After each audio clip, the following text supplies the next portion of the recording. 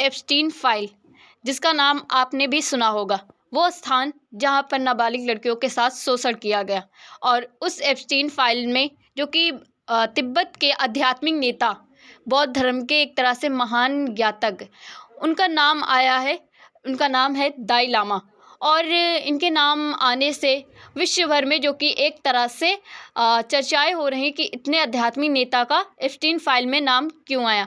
क्या कारण है कि जो दाई लामा है इनका एप्स्टीन फाइल में नाम आया, और इन्होंने क्या सच में एप्स्टीन से जो कि मुलाकात की थी या नहीं की थी। इस इस जानकारी को इस वीडियो में हम आगे जानेंगे।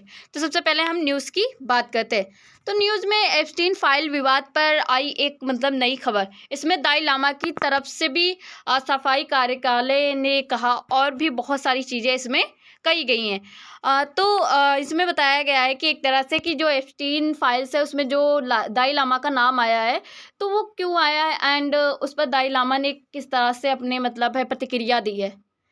तो सबसे पहले न्यूज़ की बात करें तो खबर क्या है। तो हाल ही में सोशल मीडिया पर कुछ रिपोर्टों के अनुसार जो कि ये आया है सामने कि जो दाई लामा है वो जेफरी स्टीम की कथित मुलाकात का उल्लेख मिलता है। एक तरह से दाई लामा और जेफरी एप्स्टीन की जो कि उनकी मुलाकातें हुई थी। इससे दावे पर विवाद भी बहुत ज़्यादा उत्पन्न हो रहा है, और कहा जा रहा है इतने आध्यात्मिक नेता के ऊपर जो कि कीचड़ उछाला जा रहा है।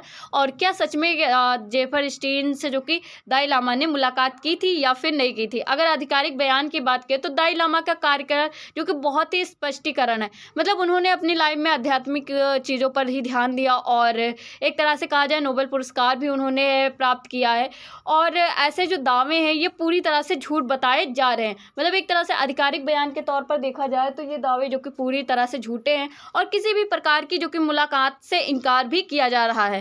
परंतु क्यों उन पर इल्ज़ाम लगाया जा रहा है, इसे भी स्पष्ट करते हैं। तो दाई लामा कौन थे? ये एक तिब्बती बौद्ध धर्म के एक सर्वोच्च आध्यात्मिक नेता माने जाते हैं, और उनकी एक वैश्विक भी पहचान है। साथ ही साथ ये शांति और अहिंसा के एक तरह से कहा जाए तो पुजारी हैं, और ये वैश्विक प्रतीक माने जाते हैं शांति एवं अहिंसा के। और इन्हें नोबेल पुरस्कार जो कि 1989 में सम्मानित किया गया था कि इनकी जो शांति और अहिंसा नीति है ये बहुत ही ज़्यादा अच्छी है, तो इन्हें नोबेल पुरस्कार से सम्मानित किया गया था।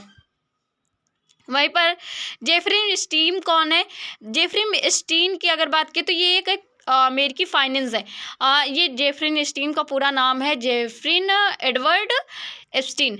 और ये एक ऐसे व्यक्ति थे जो एक मिडिल क्लास फैमिली से एकदम, इनकी स्कूलिंग जो कि बहुत ही ज़्यादा है अच्छी नहीं रही है। और परंतु बाद में जो समय के साथ में इन्होंने क्या किया कि जो अमेरिका के बड़े बड़े नेता और बिजनेसमैन हैं उनसे जो कि इनका है कनेक्ट या एक तरह से संबंध थे। तो एक तरह से उनके साथ जुड़े हुए थे। तो इस वजह से ये बहुत ज़्यादा पैसे भी कमाने लगे, और फिर इन्होंने क्या किया कि जो नाबालिग लड़कियां हैं उनकी तस्करी करना शुरू कर दिया। तो उस वजह से क्या हुआ कि ये है न्यूज़ में भी आ गए, और इन्हें जो कि 2004 में भी पकड़ा गया था, एंड 2019 में भी इनको पकड़ा गया। फिर इन्हें 19 में पकड़ा गया था, तो फिर जेल में इनकी मृत्यु हो गई थी। और ये तस्करी, ये सारी चीज़ें जो कि इनके ऊपर यौन शोषण एंड तस्करी, ये सारे आरोप भी लगते हैं। इनका एक जो कि एरिया भी था, एक तरह से लैंड कह सकते हैं, वहाँ पर जो कि उस लैंड में जो कि नाबालिग जो लड़कियां थी उनके साथ शोषण हो रहा था, एंड उन्हें मार करके गायब कर देना, ये सारी चीज़ें जो कि वहाँ पर की जा रही थी। तो जो कि ये जो 2019 में ये राज खुला था, एंड अब जो कि जाके एप्स्टीन जो कि फाइल रिलीज़ हुई है, एंड इनमें बहुत सारे लोगों के नाम भी आ रहे, तो उसमें से नाम जो कि दाई लामा का भी आया है। विवाद क्यों उठ रहा है? तो एप्स्टीन से जुड़े कई प्रभावशाली नामों का पहले भी आरोप लगा, जैसे आप डोनाल्ड ट्रंप का नाम सुनोगे, एंड आप सुनोगे बिल गेट्स हैं या माइकल जैक्सन, एंड बहुत सारे लोगों का, और साथ ही साथ भारतीय नेताओं का भी इसमें नाम आया है। तो कुछ असत्य सूचियाँ भी कुछ आई हैं। ऐसा है कि जितने नाम आए उसमें से कुछ लोग तो ऐसे हैं जिन्होंने कभी मुलाकात नहीं की, जिन्होंने कभी भी ऐसा कुछ नहीं किया, उनका भी नाम आया है, और एक तरह से अफवाहें भी प्रसारित हुई हैं। वहीं पर कुछ लोग जिन्होंने सच में ऐसा कार्य किया है, दाई लामा का नाम बिना प्रमाण से जोड़ा जा रहा है, कोई भी प्रमाण नहीं है, और फालतू में उन्हें एक तरह से उनका नाम जोड़ करके उनकी छवि को खराब किया जा रहा है। कार्यालय का स्पष्ट खंडन की बात करें तो ऐसी कोई बैठक कभी नहीं हुई थी। कार्यालय की अगर हम स्पष्टता की बात करें तो उनका कहना है कि ऐसी कोई कभी बैठक नहीं हुई थी, और ये जो दावे किए जा रहे हैं ये एक तरह से भ्रम पैदा कर रहे हैं लोगों के खिलाफ। मतलब एक तरह से जो आध्यात्मिक व्यक्ति है उसे बुरा दिखा करके लोगों के अंदर ऐसी मानसिकता लाना चाहते हैं जिससे कि लोग ना आध्यात्मिक लोगों के ऊपर भी भरोसा करना बंद कर दें। वही सार्वजनिक रूप से गलत जानकारी फैलाने की भी चिंता जो कि होती जा रही है कि अगर इस तरह से जो कि आध्यात्मिक लोग जो शांति बनाए रखने के कार्य करते हैं, अगर उनके भी नाम इस तरह से आएंगे तो गलत जानकारी मतलब लोगों के अंदर आएगी और एक तरह से प्रसारित होगी समाज में। वहीं पर नैतिक छवि की रक्षा की बात करें तो दलाई लामा की छवि जो कि नैतिक और आध्यात्मिक है, उन्होंने मतलब एक तरह से शांति चाहते हैं, एंड अगर हम बात करें तो अहिंसावादी है और बहुत ही अच्छे मतलब है एक तरह से नेचर के हैं। तो ऐसे व्यक्ति के ऊपर आरोप लगाना एक तरह से प्रतिष्ठा का उनके नुकसान होगा, साथ ही साथ समय पर भी खंडन जो कि आवश्यक होगा। मतलब एक तरह से देखा जाए तो उनकी समय और उनकी प्रतिष्ठा को लेकर के उनके जो नैतिक छवि है, आध्यात्मिक छवि है, इस पर भी बहुत ज़्यादा असर पड़ेगा। तो नैतिक छवि की रक्षा जो कि बहुत ज़्यादा इंपॉर्टेंट है, और अगर कोई व्यक्ति अच्छे तरीके से कार्य कर रहा हो, अगर इसके ऊपर इस तरह से इल्ज़ाम लगाए जाते हैं तो इस पर एक तरह से कार्रवाई होनी चाहिए आधिकारिक। वहीं पर फेक न्यूज़ की भूमिका की बात करें तो सोशल मीडिया अफवाहें जो कि तेज़ी से फैलने लगी। आपको पता है सोशल मीडिया पर चाहे वो बुरी अफवाह हो चाहे वो अच्छी अफवाह हो, तो जो कि फैलने ही लगती है। तो वैसे ही जो कि सोशल मीडिया पर ये भी बहुत ज़्यादा प्रसारित होने लगी। बिना सत्यापन खबरें वायरल हो रही हैं, मतलब बिना सत्य जाने हुए, बिना कोई प्रूव, ना कोई ऐसी जानकारी मिली कि जिससे कि ये सत्य हो सके कि दलाई लामा सच में जो कि मतलब एप्स्टीन से मिले हुए थे। तो ऐसा कुछ मतलब सत्यापित नहीं हुआ है, फिर भी जो कि खबरें वायरल होती जा रही हैं और प्रतिष्ठित व्यक्ति को निशाना बनाया जा रहा है। मतलब एक चीज़ देखा जा रहा है कि जो जो व्यक्ति बहुत ज़्यादा है मतलब व्यक्तियों के दिलों में है, जैसे कि माइकल जैक्सन हो गए या हम कहें तो अभी दलाई लामा हो गए, तो ये लोगों को जो कि लोग ज़्यादा पसंद करते हैं, और इनकी जो कि छवि को बेकार करना मतलब एक तरह से समाज में असंतुष्टता लाना, असंतोषजनक मतलब हो जाना व्यक्तियों का, ये सारी चीज़ें जो कि की जा रही हैं।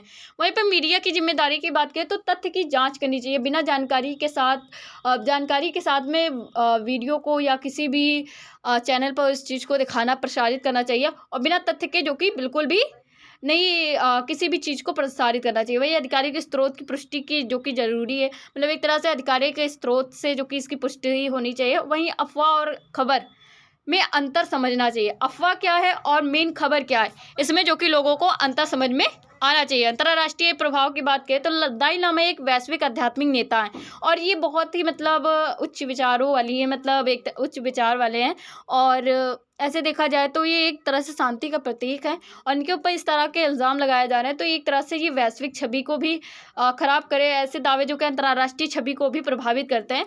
वहीं पर देशों के बीच में कूटनीति और सामाजिक असर भी बहुत ज़्यादा हो सकता है।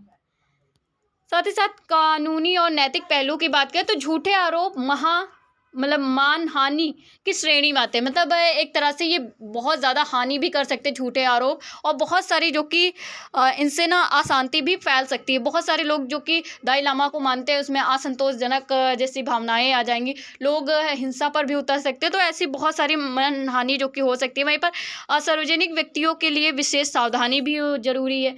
साथ ही साथ नैतिक पत्रकारिता का भी महत्व है। मतलब एक तरह से देखा जाए तो एक तरह से जो पत्रकारिता है जो छापा जाता है इसमें भी नैतिक होना चाहिए, नैतिक मूल्य होने चाहिए, और किसी भी व्यक्ति पर अगर आरोप लगाए जा रहे हैं तो उस पर है जो कि तथ्य के साथ में जांच होनी चाहिए।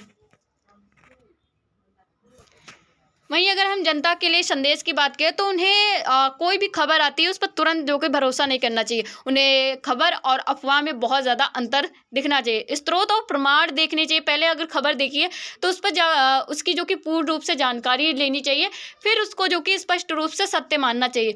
साथ ही साथ अगर हम बात करें आधिकारिक बयान को प्राथमिकता देनी चाहिए। मतलब एक तरह से अगर आधिकारिक बयान आता है तो उसे प्राथमिकता दो, ना कि ये फेक न्यूज़ों को प्राथमिकता दो।